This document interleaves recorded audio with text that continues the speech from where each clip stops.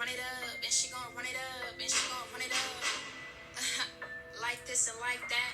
You hear me? Hey, is you riding for the Lord or is you hanging with the sucker side? I know what I be on, so it ain't much for me to justify. The Bible is my weapon. I done went and got it customized. All praise to the Most High. Over here, he getting glorified. I left the word alone because I see sin is what they normalize. Living in revelation. We ain't going back to normal times. The Lord is all I need. I'm the branches and he is the vine. I'm 10 toes down. I done went and got my faith aligned. Whoever would have thought that I'd be living this lifestyle? I'm praised up, baby. I'm not a punk, so please pipe down. Faith is what I'm on, so ain't no more. What's up, guys, and welcome back to Purposeful Pain, where I tell my story on my spiritual journey, along with ways to help you on your journey or partner alongside of you. I am your host at Miss Izzy, also known as Isabel or Isabella, depending on where you know me from. So if you're ready to have real talk on how we can lean on God while becoming better versions of ourselves, make sure to hit that subscribe button so we can get together every week. Guys, look at me. A whole week later. Today we are talking about boundaries, spiritual boundaries, physical boundaries. We are in episode 6, and today is our season finale. We will wrap up all of our points, and we will meet back here in about a month or so. I do need some time to get things together for season 2. God has some things in store, and I cannot wait to share them with you. But before we get into the message of the week, you already know, let's get into our gem of the week as well as our biblical affirmations. So our gem of the week reads, Vision, today is already great. I am well rested. I slept in a warm bed and cooled home. All my limbs are working and functional. I have breath in my lungs and vision in my eyes, and that makes for an already great day. Intention. Today I will trust God is working behind the scenes. Remember, God's timing is perfect. Gratitude. I am grateful for my spiritual tribe. I am grateful for real love and support. I am grateful for God's plan for me. Release. I let go of having it my way. God's way is always better. Lighting my way. A reminder, stop doubting God. God gave Sarah and Abraham a son after waiting 90 years. She literally doubted God and laughed in his face. Talk about disrespect. He still showed her his power and stood on his word. All while Sarah now laughed from joy, naming her son Isaac, which means laughter, as a reminder of when she doubted God. Remember, there is nothing too hard for God. Jumping right into our biblical affirmation. Our biblical affirmation is coming out of Proverbs chapter 4, verse 23. We are titling it, I Maintain Healthy Boundaries. Above all else, guard your heart, for everything you do flows from it. God wants all of my heart, even the pieces that seem irreplaceable, even the pieces that seem irreparable.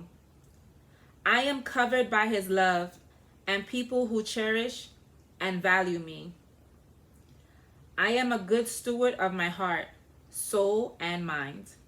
I am selective about what has access to my spirit. I maintain healthy boundaries, even towards myself.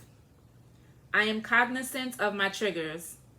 I forgive myself for exposing my heart prematurely. I am getting better at maintaining my healing. I am self-aware. I am diligent.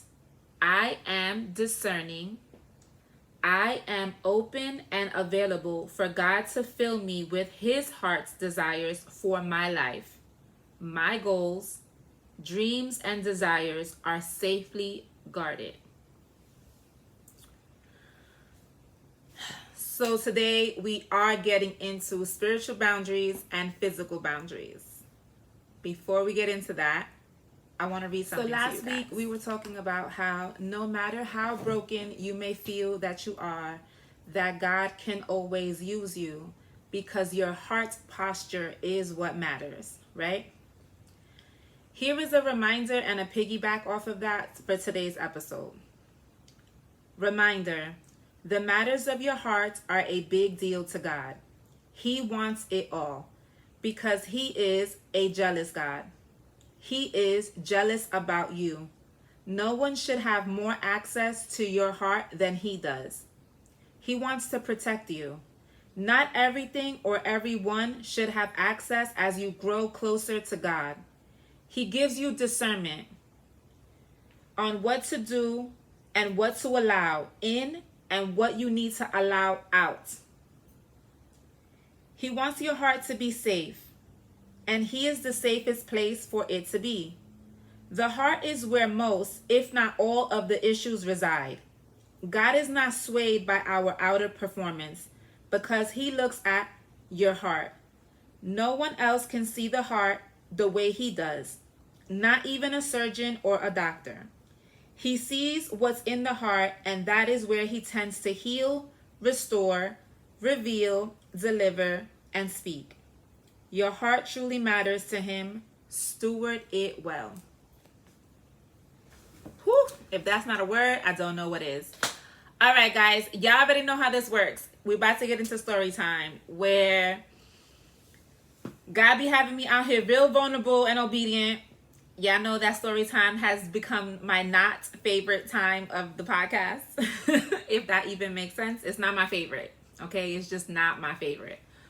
But again, it is where I am obedient to God. I share what is happening in my life. Hopefully it can help you somehow, some way.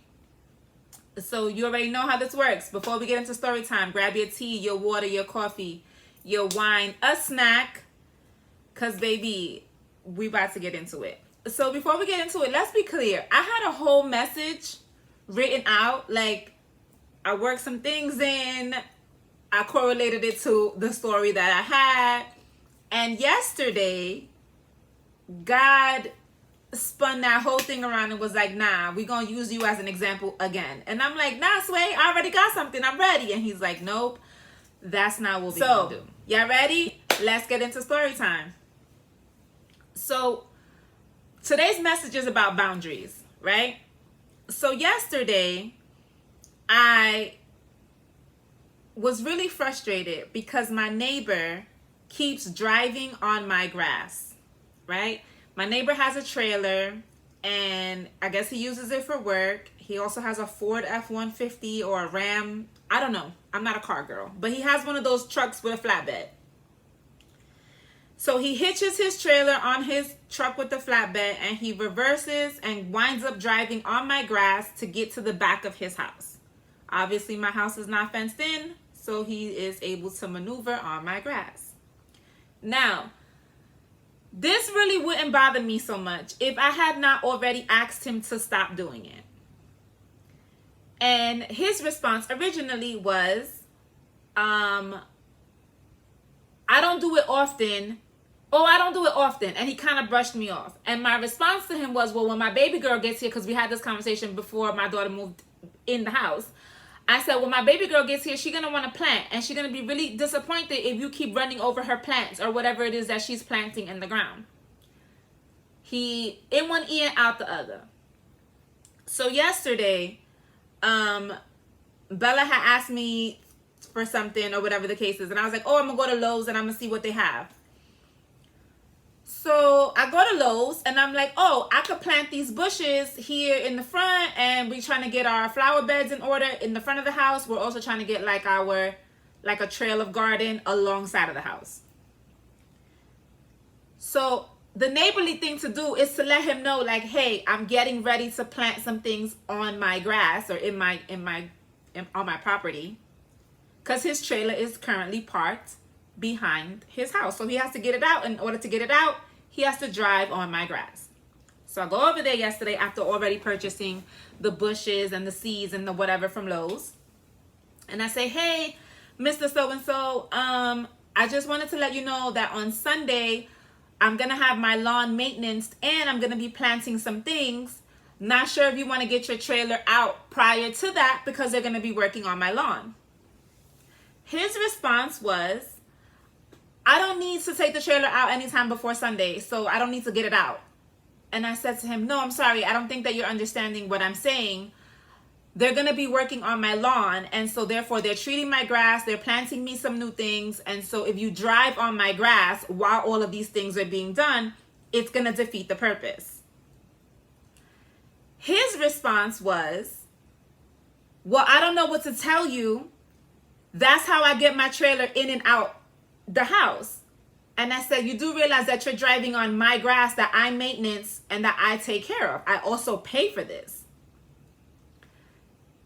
In literally blatant disrespect, he said, I don't know what to tell you. This is the only way that I could get it in and out because there's nowhere else to park it. Mind you, my neighbor has a 2-car garage. I have a 1-car garage. He has a 2-car garage. He has 3 cars parked in his driveway. He has 2 motorcycles parked inside his garage. And then he has his Ford F-150 parked on the street. So he has a multitude of vehicles. I was really trying my best to convey to him that I need him to stop driving on my grass because you are making my money go down the drain, and my daughter's garden is going to go left if you keep driving on the grass. His response was, I really don't even know why you talking to me because you don't own the house.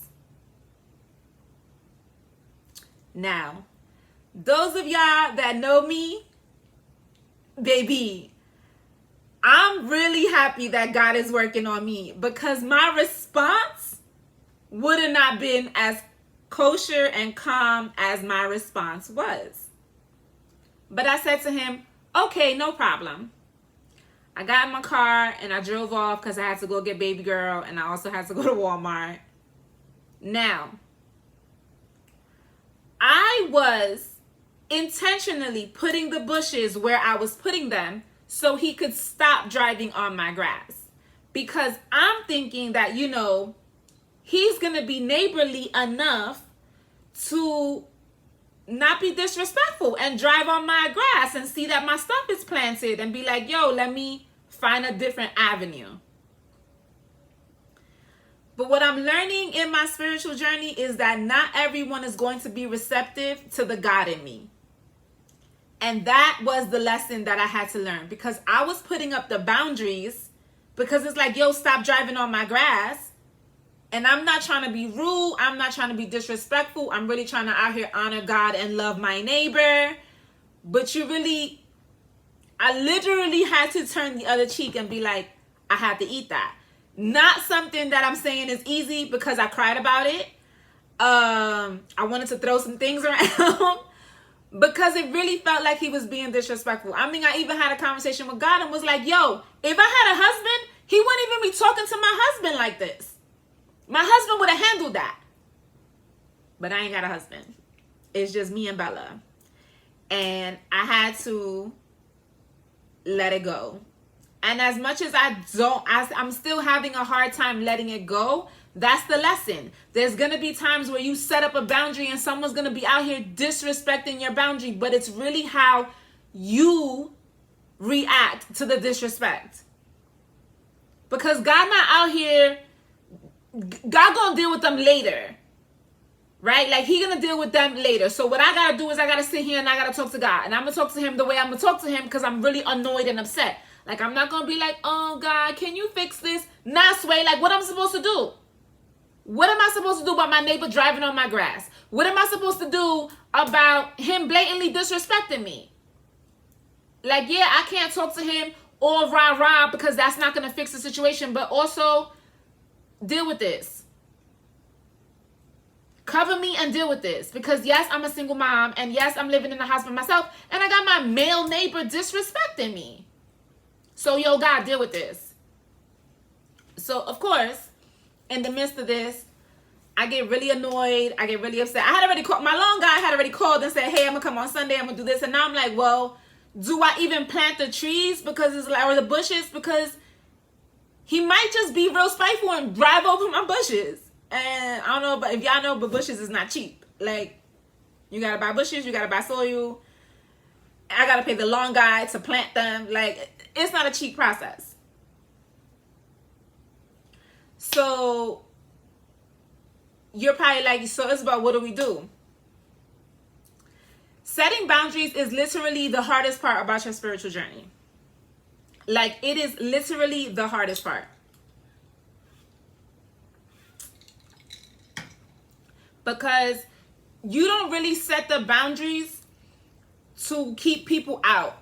You set the boundaries to keep your heart guarded. So you don't want your heart to turn cold, right? Because you are a child of God. You are out here walking in your purpose. That individual, obviously, he's not a child of God. Correction, he is a child of God. He just isn't a believer. Right? Like, if he was a believer, he would try to find a compromise for me. Oh, Isabel, we could do this. Oh, XYZ. But there was no compromise. It was blatant disrespect. So I went to go pick Bella up from camp, and the pastor's wife was sitting at the desk at the checkout, you know, when they checked them in and out. And I said to her, I don't know what to do. I need to talk to you. And she was like, yeah, what's up? So I told her the situation. And you know what she said to me? She was like, I'm not going to be that friend to tell you to go ahead and curse him out. I'm not going to be that friend to tell you to call,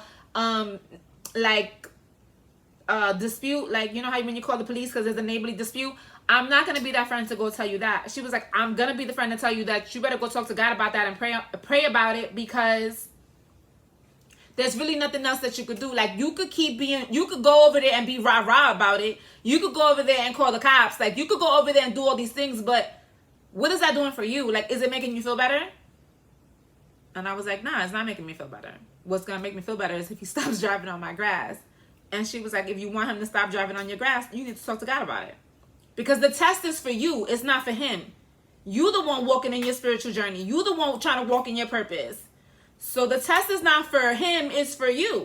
So what you going to do about it? And I was like, and yo, dead serious? My flesh did not want to hear that. My flesh was just like, nah, like, give me a different answer. But there really was no different answer. And then she hit me with the, so if you go over there and you start acting crazy, or you start, you know, taunting him and figuring out ways, like my flesh was really, the wheels was really turning in my flesh, right? Like, I could do XYZ and then he won't stop driving on my grass no more. Like, I really was. I'm not even going to hold y'all. I would be lying, and I'm not going to lie. Like, I'm not going to sit here and tell y'all I'm perfect. Absolutely not. I'm not. Like, my flesh was really angry yesterday. Like, bro, why can't you just find a solution or a compromise so you could stop driving on my grass? Because I want to make my property look pretty. But I want to make my property look pretty. God don't care about that. God do not care if I got landscaped bushes. God don't care about any of those things. So the test was for me. So did I pray for him? Yes. Am I still annoyed about it? Yes. Because that means that it needs to be continuous. Just because you set the boundary one time and someone doesn't respect your boundary, it doesn't mean that you just let them do whatever they want to do. The boundary is set again for you to guard your heart. So in order for you to guard your heart, in order for you to stay soft, and I'm not saying soft like in weak, I'm saying soft as in tender, you need to go have a conversation, a continuous conversation with God. Because at this point, there is no one else that's going to make him change his mind. In his brain, I've been doing this so long, like, what makes her so different? She not the owner of the house. And that's his mentality. So I can't change his mentality. But we just read how nothing is too big for God. Absolutely nothing is too big and nothing is too small. So I got to continuously put this in my prayers. And it's not really about the grass. It's about the principle. And so I brought that to God. Like, you can't be disrespecting me. Like, God don't play about me. But in order for God not to play about me, I have to walk in my power. I have to walk in my purpose. Because if I turn around and lower myself to his level, then what I'm doing? Baby, I'm the daughter of a king. Like, I'm not out here acting like you. So this was not the story that I was going to tell y'all.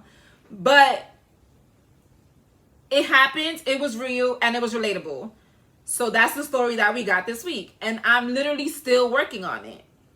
It just happened yesterday. It's very fresh. Like, am I still frustrated about it? Absolutely. But the only thing I can do is continue to bring it to God. He tells us to bring him all of our petitions. This is a petition for me. Like, what am I doing here? Like, why is this man being so disrespectful to me? It's also a test because God gonna put me in places to speak the word, and not everyone is gonna be receptive. And I can't be out here getting my feelings hurt because everyone is not receptive, or because someone is combative to me because I'm out here speaking the word of God. I see God in every situation. I see the test in every situation because this is for me. Like, this journey is mine. I'm not putting it on nobody else. And that goes the same with y'all. Like, the journey is yours. It's for you and for God. Don't let no one tell you that you're doing it wrong. Don't let no one tell you that. God gonna keep working on your heart. And I'll tell you this for sure because, baby, old Isabel, yo, I ain't even gonna hold y'all. Old Isabel would have been out there like, who are you talking to? But that's not what I did. Literally, I saw that conversation was going nowhere, and I was just like, oh, okay, no problem. Turned around, walked away, got in my car. Because why am I having this argument with you? Clearly, you are not a believer. Your mindset is so stuck on whatever it is, like, that you can't even find a compromise for your neighbor that y'all both share. Like, there's no fence. So I could tell you what my line is to my house, but there's no fence. And if I'm telling you that this is really bothering me as my neighbor, you should be like, okay, let's find a compromise. But you couldn't do that. So why am I having this argument with you? Why am I getting my blood pressure up? I'm not. I just said I'm the daughter of a king. I'm not doing that. Before we get into the breakdown of boundaries and what can help you, I really wanted to also touch on the fact that Jesus wasn't emotionless, right? Like, Jesus had all of the emotions that we had. He was so perfect that he was able to manage them way better than we can, but he had them. Like, at one point in time, like, Jesus felt anger. It says in the Bible in Mark chapter 3, verse 5, that he felt anger because the Pharisees had hardened their hearts. That's the same thing that I don't want to happen to me. Like, that makes God angry. In the verse it says he challenged the Pharisees and he healed the man. But it made Jesus angry that the Pharisees had hardened their hearts. I'm not really trying to be out here hardening my heart, and I'm not trying to be out here going back to who I used to be, and I'm not trying to be out here making God angry. Because, what? Did I just not tell you I was the daughter of a king? Nah, I'm not out here trying to do that. Also, it made him angry when the disciples had tried to keep the children, like, he was in Matthew chapter 19, verse 13. It says that the disciples rebuked the people who tried to keep the children away. Apparently, people brought children to Jesus to be healed or to be blessed, and the disciples tried to keep the children away. That made God angry. Why are you not bringing me my children? What's the problem here? Did I tell y'all to do that? When we be out here doing what we want to do, thinking that we pleasing God or pleasing Jesus? He rebuked the disciples, embraced the children, and blessed them. So Jesus felt emotions the same way we feel them. There's a breakdown. He felt compassion. He felt love. He felt joy. He felt anger. He felt wonder. He felt distress. He felt grief. He felt sorrow. Like, he felt real emotions. He was a human being when he walked the earth, so he felt the emotions. He was just so perfect that he was able to deal with them better. Our goal is to aspire to deal with them like Jesus did. So as angry as I was yesterday about him not only continuing to drive on my grass, but being blatantly disrespectful to me, hey, yo, Jesus, what we doing about this? Because the one thing I do know is that God don't play about me. So if I know that God don't play about me and someone is out here blatantly disrespecting me, the Bible says that that's a no. So here I go. I got to go complain and tattletale to my dad because, hey, yo, what we going to do? I know you're not going to let him disrespect me. So take that into consideration when someone blatantly disrespects you or they overstep the boundary that you set up. Because again, the boundary is not to keep people out. It's to guard your heart. Because you don't want your heart to be hardened. All right. Defining boundaries can be or can seem as it's just invisible lines that we set to protect our physical, emotional, and spiritual well-being. But it's not. They serve as a way to define what is acceptable and respectable behavior for others and ourselves. Again, to guard our hearts. In the realm of faith, boundaries help us maintain our connection with God and prioritize the values and the beliefs that shape our lives. Again, you set the boundary because you're guarding your heart, because you don't want your heart to be hardened. You don't want to go out here to being the person that you used to be. Because when we started this series, right, we talked about how your mindset was everything. So if you finally changed your mind about who you were, that's not who you were destined to be, and you're doing all this work, you gonna let the neighbor unravel it for you? No. No one is worth my hard work. No one is worth my savior. Like, no one is worth that. No one is worth no one is worth my hard work. Absolutely not. Like, me and God been in this together. I'm not letting somebody else come jack it up. So there's that. Setting healthy boundaries also is finding time to spend with God. Like, fasting helps you with boundaries because you need to ask God, like, is this how you want me to deal with this? Because sometimes we out here setting boundaries that we feel are the boundary, but in all actuality, it's our flesh.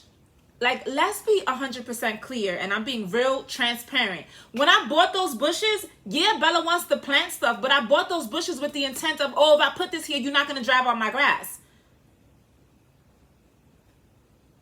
It sounds real fleshly.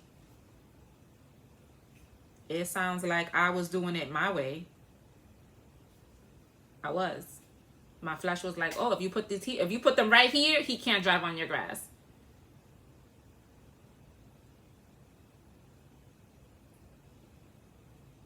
So you need to ask God. You need to spend intentional time with God. You need to be fasting. If you are having a hard time setting the boundaries or trying to figure out if they are either fleshly boundaries or actual spiritual boundaries, then you need to spend time with God. It needs to be intentional time with God. I didn't ask God before I bought the bushes. Because in my brain, I'm like, yeah, that makes sense. If I would have asked God before I bought the bushes and I would have sat and I would have waited, I probably would have not spent all the money I spent on the bushes. Because now I got to plant them somewhere else. I can't take them back to Lowe's.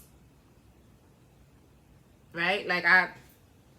And I was like really thinking that it was a spiritual boundary. Because I'm like, oh, bushes have significance. No. It's a hard no. Don't be out here doing it your way, girl. And yes, I know that it's hard to spend time with God in the hustle and bustle of life. It's easy to neglect your personal time with God. But if you don't already have a relationship with God, if you don't already have time that you set apart for God, then we need to go back there and work on that, because Jesus often withdrew himself in solitude to set aside moments for prayer, meditation, Bible study. Like, those things were crucial, because how else was he supposed to hear God? He may have been perfect, but he still needed leadership. He still needed guidance. And because we are so fleshly and we are not perfect, we need guidance. We need to be paying attention to how to turn off our fleshly mind. The one thing I'm also going to say when it comes to boundaries is that you're going to realize that once you get to where you're going in your spiritual journey, you're going to be separated from a lot of the things that you thought were normal.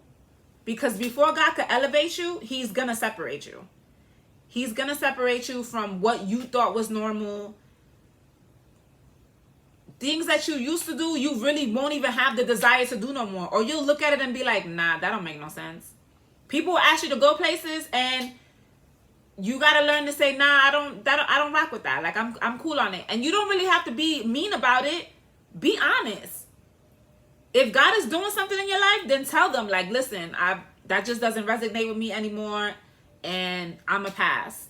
If they're your real friends, they gonna understand. And if they don't understand, then that's not the tribe for you. Because we all talked about how we got to get ourselves right. We out here trying to become better humans. So you are going to definitely be separated before you are elevated. And in order for you to really understand that, I'm gonna put it on the screen. I want y'all to read Jonah, the whole book, which is only 4 chapters, 48 verses. Y'all can read it in less than an hour, 2 hours maybe. But that is your homework. I'm gonna put it back on the screen at the end, but that is your homework until we meet again, is to read Jonah, the whole book, which is 4 chapters. How God separated him before he elevated him.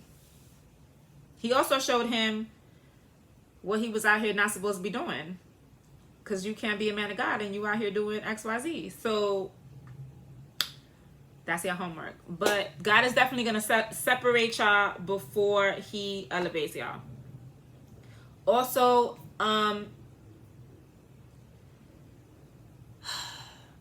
you need to rest. Like, that sounds really self-care, but honestly, in order for God to keep using us, we cannot be mentally exhausted, physically exhausted, and spiritually exhausted. So you have to rest. Most of my followers are moms, single moms at that, and yeah, we're always on the go, right? Like, we're always doing something. We always got to take care of something. But in all actuality, if you are not resting your body and your mind and your spirit, God can't keep pouring into you, because you are already depleted. So you have to replenish yourself, your health, your mental, your spirit. You have to replenish yourself in order to be able to set healthy boundaries. Because what happens is, if you're exhausted and you're defeated, the boundaries are not healthy. You're just setting them to keep things out or to stop things from happening. But we just talked about that. Boundaries do not mean keeping things out. It means guarding your heart. You don't want things to harden your heart. You don't want things to have your mind triggered to who you used to be. That is what the boundaries is for. And you'll start to realize what works for you and what doesn't. There's a lot of things that I don't do anymore that I used to do, and it just be mad astonishing to me. I'll be like, dang, Sway, like, huh? Okay. Because when you spend this much time with God and when you are intentional about your purpose, you you just start to shed things. It don't even feel like, it's like when a snake sheds their skin. They don't even feel it. They just slither right out of it. That's how it is when you out here walking this walk. And we all doing the best that we can. I just told you I was not perfect. So I'm going to need y'all to really understand that your girl is not perfect. Your girl gets angry. Your girl gets sad. Yesterday I felt disrespected. I'm not perfect. But God is. And I got to keep going to him and asking him what he want me to do. I also got to tell him, hey, yo, can you work this out? Because you said you don't play about me. And this man is being disrespectful. That literally was my prayer before I went to bed yesterday. A part of my prayer. I prayed about other things. But, like, God, can you work this out? Like, what am I supposed to do? And I keep telling y'all, I talk to God the same way I talk to y'all. I mean, Moses told God to find somebody else. I'm gonna stop telling God to go find somebody else. But I am gonna keep talking to him from my most truest self, because he already knows. He already knows how I'm feeling. He already knows what I think. He already knows. Also, you need to surround yourself with people that are going to feed into you spiritually, mentally, emotionally. If you realize that the environment that you're in is not conducive to your spiritual health, it's time to say bye. It's time to say, nah, I don't want to do that no more. Because you cannot be in relationships and partnerships and friendships that don't uplift your faith. If it compromises your faith, then what are you doing? That is one of the biggest boundaries that I had to set. And I ain't even gonna hold y'all. It was lonely for a long time. Like, setting these boundaries had me out here like, like, yo, God, what's up? It's just me and you? Me, you, and Bella? That's it? Okay. And then people started showing up in my life that I was like, yo, one of my really good friends, she did something for me yesterday. And I was like, you would do that for me? And she was like, yeah, you're in my circle. I need to make sure you succeed. And I honestly, like, had to hold back on my tears, because that was the kindest thing that someone has ever done and said for me in a long time. Because I'm so used to being the person that pours into my friendships, my relationships, my partnerships. It's always me being the person pouring out and into the other individual. I hadn't had partnerships where it felt like I was really being poured into. And that was really dope. So if you are in partnerships, relationships, friendships that are not uplifting your faith, you got to exit stage left. Because if you in it because, oh, we got history and, oh, we got time, like, no. Not everyone is meant to go where you're going.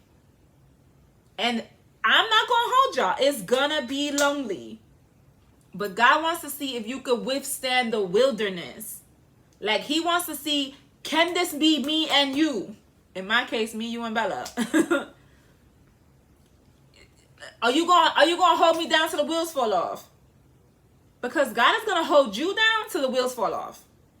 He's going to have your back till the wheels fall off.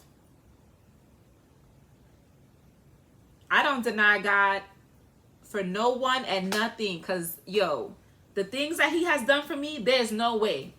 There's no way I could have did them on my own. And I be looking like, and I said this to him the other day, like, there's something that I'm asking for or that I'm trying to put together. And I'm like, God, I want you to do it. I want you to make it so big that everyone will know that that wasn't me. That it had to be you. I want it to be so out of my control and get work so well that people be like, yo, how that happened? God. Nobody but God. But I'm only here able to tell y'all this because I was able to set these boundaries. Like, I had to start setting the boundaries. When I first started setting the boundaries, they started with my ex. Like, he wanted to communicate about things, and I'm like, nah, Sway, we don't got to talk about that. Nah, Sway, you don't gotta do. And it felt like I was being standoffish, right? It felt like I was just being rude, but it's like, I cannot keep giving you access to my heart and to my space, because you no longer belong here. Again, you were not conducive. You were compromising my faith walk. So now, Sway, I'm good on that. All right, so we talked about this. Say no to things that you're doing that you feel like are compromising your faith walk. Say no to relationships or not engaging in situations that are also compromising your faith walk. Getting rest, because if you are spiritually drained, mentally drained, emotionally drained, physically drained, God can't pour into you. And spending time with God. Intentional time with God. Reading your Bible, praying, doing Bible study. You need to be intentional with your time with God. That is the best way to set the boundaries. And you will start to notice what resonates with you, what don't resonate with you, what you're not trying to deal with. So, guys, that's it. That's what I got for y'all today. Man, we have reached the end of season 1. I will see you guys back here in a month. I am going to take a hiatus to study, to regroup. Today is August 15th. I will probably be back September 15th. Just taking some time off to regroup, to study, to bring y'all some new material, letting God lead me, because we in this because of God, letting God lead me. And that's it. That's what I got. You guys already know, whatever you do today, do it with love. I love you guys.